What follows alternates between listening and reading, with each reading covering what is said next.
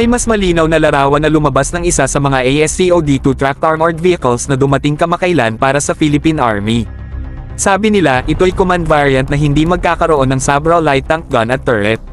Ang mga ASCOD-2 armored vehicles ay binili bilang bahagi ng light tank acquisition project ng Philippine Army sa ilalim ng Horizon 2 phase ng RAPFMP. Sa mga 20 na ASCOD-2 vehicles, 18 ang may Sabra light tank system, isa ang command variant, at isa ang armored recovery vehicle. Base sa larawang ito, ang sasakyan ay may kasamang UT-25 one-man turret na may 25mm gun mula sa Elbit Systems, katulad ng mga na-install sa M113A2 mula sa ibang kontrata ilang taon na ang nakalipas. Ibig sabihin nito, mas malakas ang armas ng command vehicle kesa sa inaasahan natin, kasi dati ay akala natin may RCWS lang ito na may 12.7mm heavy machine gun na katulad ng British Army's Ajax Athena command vehicle. Pero ayan na nga, mukhang patuloy pa rin ang Philippine Army sa paggamit ng mga 25mm autocannons para sa kanilang IFVs kahit na ang Philippine Navy ay nagsimula ng lumipat sa mas malaking 30mm gun.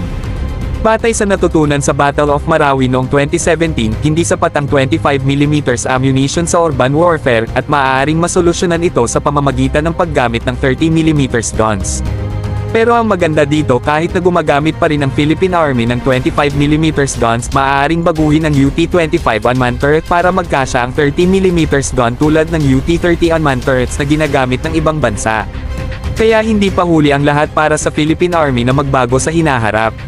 Ang pagpasok ng ASCOD-2 plus UT-25 ay nagbubukas ng posibilidad para sa Philippine Army na isaalang-alang ang ganitong konfigurasyon kapag naghahanap sila ng infantry fighting vehicles para sa kanilang armored mechanized infantry unit sa malapit na hinaharap.